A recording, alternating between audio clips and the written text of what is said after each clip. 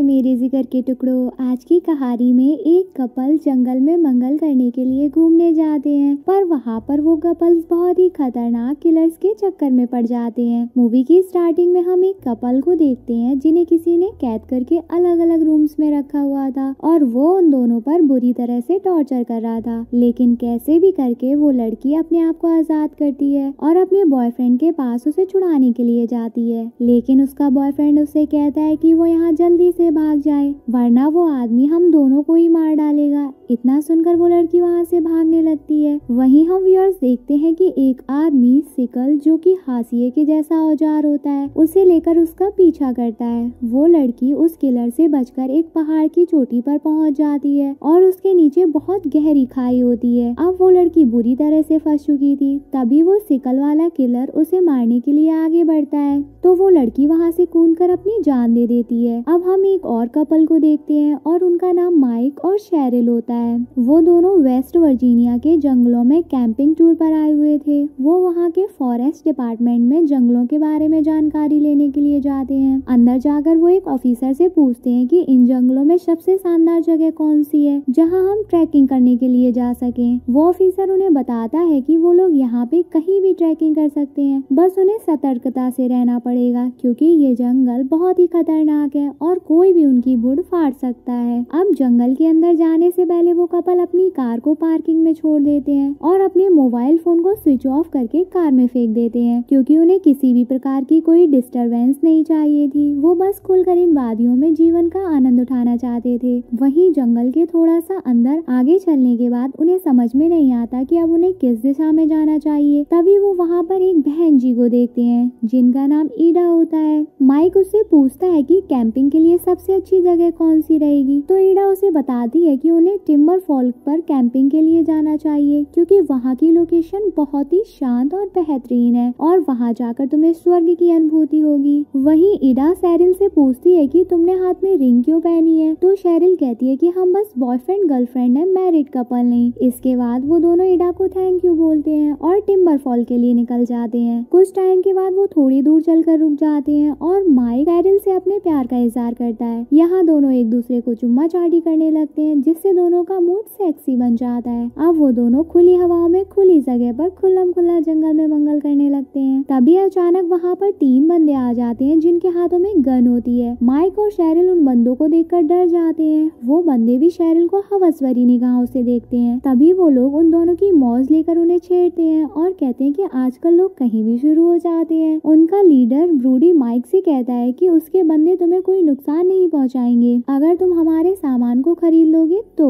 Broody mic से एक liquid wine को खरीदने के लिए फोर्स करता है जिससे माइक को उसके ऊपर बहुत गुस्सा आता है और वो पैसे निकालने के बहाने से अपने बैग से गन निकालने लगता है। तभी शेरिल उसे समझाती है कि वो फालतू का कोई बखेड़ा ना खड़ा करे, वो 3 है और तुम अकेले, ग्रैंड फांड के रख देंगे तुम्हारी। फिर माइक वाइन के बदले उन लोगों को बहुत सारे पैसे दे देता है और वो बंदे पैसे लेकर वहाँ से चले जाते हैं। उनके बंदों के जाने के बाद शेरिल माइक से उसकी गन की गोलियां फेंकने के लिए रिक्वेस्ट करती है क्योंकि वो जानती थी माइक गुस्से में आकर किसी का भी खोपड़ा उड़ा सकता है। माइक उसकी बात मान जाता है और अपनी गन की गोलियां निकालकर उन्हें फेंक देता है। इसके बाद माइक और शेरिल एक वाटरफॉल देखने जाते हैं जहाँ उन्हें क्लाइड नाम का एक फॉरेस्ट ऑफिसर मिलता है। वो उन्हें बताता है कि यहाँ कई सारे टूरिस्ट आते हैं क्योंकि ये जगह बहुत ही खूबसूरत है। माइक उससे पूछता है कि यहाँ कैंपिंग करने के लिए कौन सी जगह सही रहेगी, तो क्लाइड उससे कहता है कि यहाँ पास में एक सुनहरी झील है जहाँ पर वो कैंपिंग का आनंद उठा सकते हैं। अब वो दोनों सुनहरी झील के पास पहुँच जाते हैं और वहाँ पर अपना कैंप लगाते हैं। नाइट में शेरिल माइक को सेड्यूस करती है जिससे माइक का मौसम रंगीन हो जाता है, तो वो शेरिल को कैंप के अंदर ले जाकर पेलम अप्लाई करने लगता है। तभी हम व्यूअर्स कैंप पर किसी की परछाई को देखते हैं। इसका मतलब ये था कि उन पर कोई नजर रख रहा होता है। अब पेलम पट्टी का कार्यक्रम समाप्त करने के बाद शेरिल को रास्ते वाली लेडी ईडा की बात याद आती है। वो माइक से कहती है हमें जल्दी ही शादी कर लेनी चाहिए। ये सुनकर माइक का मूड ऑफ हो जाता जाता है और वो दोनों चादर तान कर सो जाते हैं। नेक्स्ट मॉर्निंग सैरिल माइक से पहले उठ जाती है तो वो शानदार झील में जाकर नहाने लगती है। बाहर एक आदमी सैरिल को नहाते हुए देखकर नैन सुख का आनंद उठाता है और जैसे ही सैरिल झील से नहाकर बाहर निकलती है वो आदमी सैरिल को पीछे से दबोच लेता है और किडनैप करके उसे अपने साथ ले जाता है। फिर जब माइक की आंख खुलती है तो वो चारों तरफ सैरिल को देखता है लेकिन उसे सैरिल कहीं नजर नहीं आती। तभी माइक को उस ब्रूडी की गैंग के 2 मेंबर दिखते हैं जिनके हाथ में सैरिल की टॉवल होती है। ये देख के माइक को लगता है कि जरूर उन बंदों ने ही सैरिल को किडनैप किया है, तो माइक उनके सामने आकर उन पर हमला कर देता है। ये देख के एक बंदा भाग जाता है और माइक दूसरे बंदे को पकड़कर उसकी अच्छे से धुलाई करता है। माइक उसकी बंदूक उठा लेता है और उस बंदे के सर पर तानकर उससे पूछता है कि मेरी गर्लफ्रेंड कहाँ है। तो वो बंदा कहता है उसे नहीं पता। माइक उससे कहता है कि तो तुम्हारे पास मेरी गर्लफ्रेंड का टॉवल कहाँ से आया। तो वो बंदा कहता है कि ये टॉवल उसे रास्ते में पड़ी मिली और वो नहीं जानता कि उसकी गर्लफ्रेंड कहाँ है। इसके बाद माइक सैरिल को ढूंढने लगता है लेकिन वो उसे कहीं भी नहीं मिलती। तभी माइक को पेड़ पर एक डियर लटका हुआ दिखता है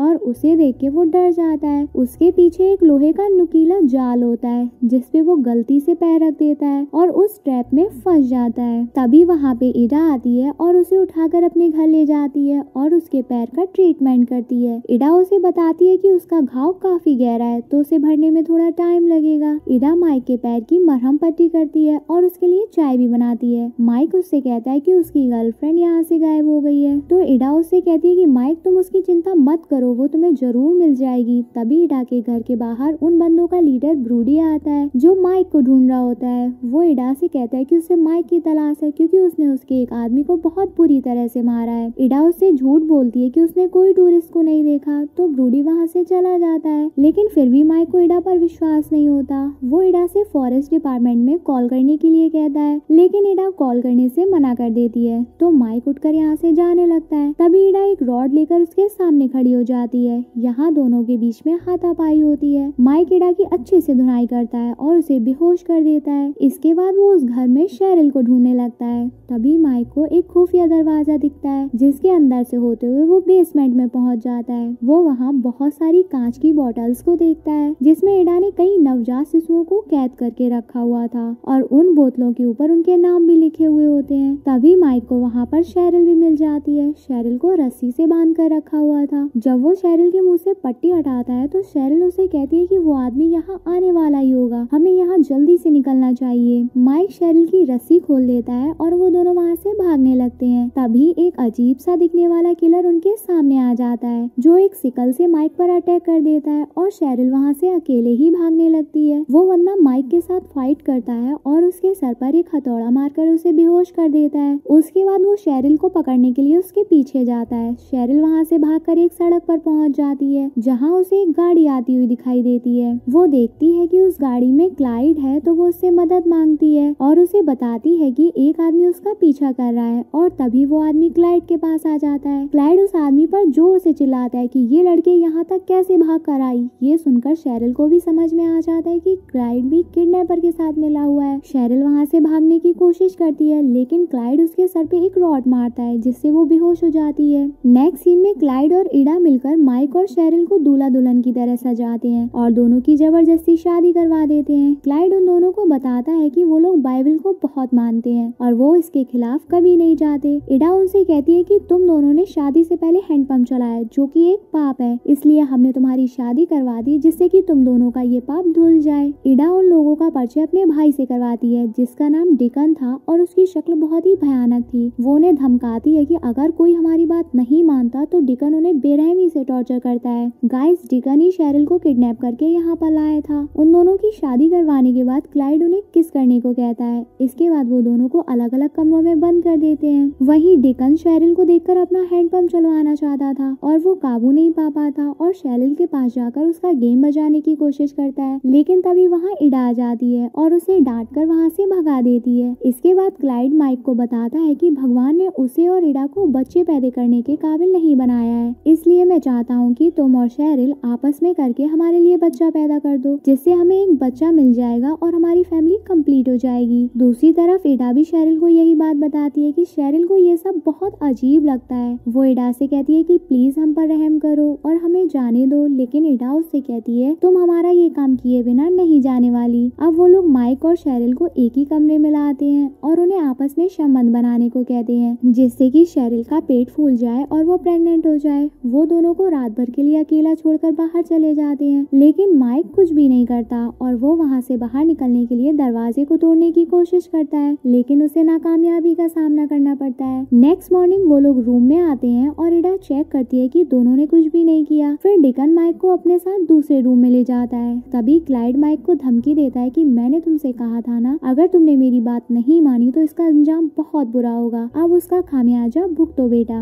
वहीं डिकन एक चाबुक उठाता है और माइक की पीठ पर मार मार कर उसको छलनी कर देता है। इसके बाद डिकन उसकी पीठ पर शराब डालता है, जिससे माइक को बहुत दर्द होता है और वो जोर जोर से तड़प के मारे चिल्लाता है। दूसरी तरफ इडा शेरिल से कहती है कि तुमने मेरी बात नहीं मानी तो अब तुम सजा की पात्र हो। इतना कहकर वो शेरिल की सबसे छोटी वाली उंगली काट डालती है, जिससे शेरिल को बहुत दर्द होता है। नेक्स्ट सीन में हम देखते हैं कि क्लाइड पार्किंग एरिया से माइक और शेरिल की गाड़ी उठा के तालाब में डुबा देता है, जिससे अगर पुलिस उन्हें ढूंढने आए तो पुलिस को कोई सबूत ना मिले। तभी ब्रूडी क्लाइड के पास आकर उससे पूछता है कि वो टूरिस्ट माइक और उसकी गर्लफ्रेंड कहाँ है। क्लाइड उसे कहता है कि उसने उन्हें वापस जाते हुए देखा था। ये सुन के ब्रूडी उससे कहता है कि मैंने कल ही उनकी गाड़ी पार्किंग एरिया में देखी, यानी वो लोग अभी भी यही हैं। इतना कहकर ब्रूडी वहाँ से चला जाता है। अब रात को फिर से वो लोग माइक और शेरिल को एक साथ एक रूम में बंद कर देते हैं और उनसे धरती हिलाने के लिए कहते हैं और धमकी देते हैं, अगर आज तुमने कुछ नहीं किया तो कल हम तुम्हें और भी ज्यादा गंदा वाला टॉर्चर करेंगे। उनके जाने के बाद शेरिल माइक से कहती है कि प्लीज तुम मेरा पेट फुला दो ना, नहीं तो ये लोग हम दोनों को मार मार कर हमारा पिछवाड़ा सुजा डालेंगे। माइक उसे समझाता है कि अगर हमने इनकी बात मान ली और मैंने तुम्हारा पेट फुला दिया तो सबसे पहले ये लोग मुझे मार डालेंगे और बच्चा होने के बाद तुम्हें मार देंगे। इसके बाद माइक और शेरिल दोनों आपस में चुम्मा चाटी करते हैं और ये डिसाइड करते हैं कि वो उनकी बात नहीं मानेंगे। नेक्स्ट सीन में हम देखते हैं कि वहाँ फॉरेस्ट डिपार्टमेंट में एक पुलिस ऑफिसर आती है जो माइक और शेरिल को ढूंढते वहाँ आई थी, क्योंकि शेरिल की माँ ने पुलिस में कंप्लेन कर दी थी कि उसकी बच्ची गायब है। वो वहाँ के ऑफिसर से पूछती है कि वो दोनों कहाँ हैं, तो ऑफिसर उन्हें बताता है कि उनकी गाड़ी पार्किंग एरिया में नहीं है। इसका मतलब ये है कि वो लोग यहाँ से चले गए होंगे। दूसरी तरफ क्लाइड, इडा,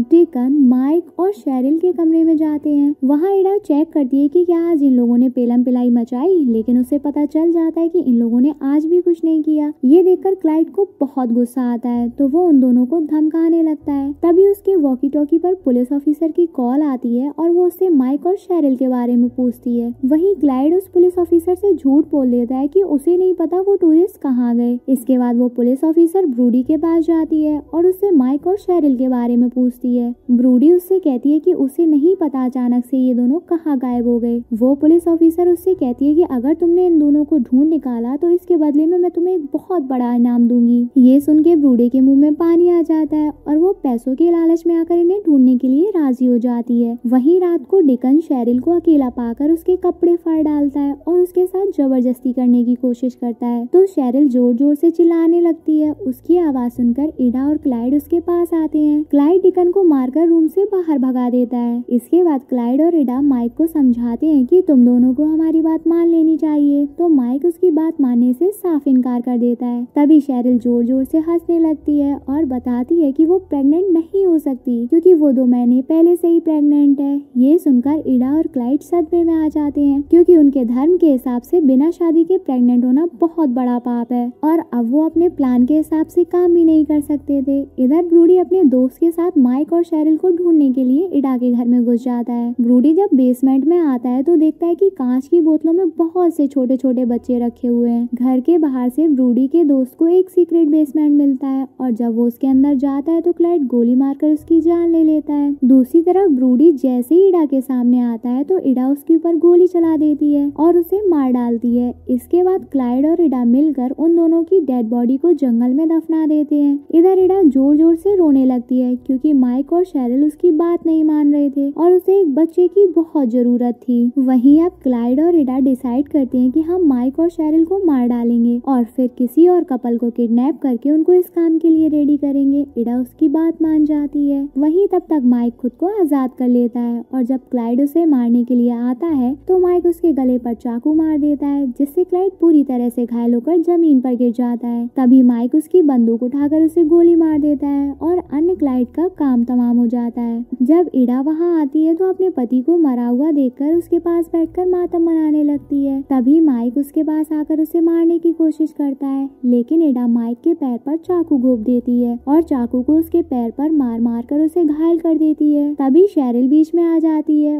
और एडा के सर पर बहुत जोर से एक रॉड को मारती है और एडा वहीं बेहोश हो जाती है। अब माइक और शेरिल वहाँ से भागने लगते हैं तो माइक उससे कहता है कि उन्हें क्लाइड के वॉकी टॉकी को भी अपने साथ लेकर यहाँ से चलना होगा और हम पुलिस को अपनी मदद के लिए यहाँ बुला लेंगे। अब शेरिल उस वॉकी टॉकी को ढूंढने के लिए ऊपर जाती है और जैसे ही उसे वो वॉकी टॉकी मिलती है वो उसे उठा लेती है। तभी वहाँ पर उसका दिल जला आशिक डिकन आ जाता है और वो शेरिल का गला दबाकर उसे मारने की कोशिश करता है, लेकिन शेरिल के हाथ एक क्रॉस लगता है जिसे वो डिकन के फेस में घुसा देती है। डिकन यहाँ जख्मी हो जाता है और शेरिल वहाँ से भागने लगती है तो डिकन उसका पीछा करता है। तभी शेरिल एक पेट्रोल की बोतल को जलाकर डिकन के ऊपर फेंक देती है जिससे डिकन बुरी तरह से आग में जलने लगता है। अब शेरिल माइक के पास पहुँचती है और वो दोनों चुम्मा चाटी करके वहाँ से बचकर बाहर निकलने ही वाले होते हैं। तभी एडा को होश आ जाता है और वो एक तलवार उठाकर माइक के पेट में घुसा देती है। इससे शेरिल को बहुत तेज गुस्सा आता है और वो एक हसिया को उठाकर एडा की मुंडी काट डालती है। एडा की मुंडी उसकी बॉडी से अलग होकर नीचे जमीन पर आकर गिरती है। उसके बाद शेरिल माइक के खून के बहाव को रोकती है और घर में चेक करती है तो उसे एक फोन मिलता है जिससे वो पुलिस को कॉल करके अपने पास बुला लेती है।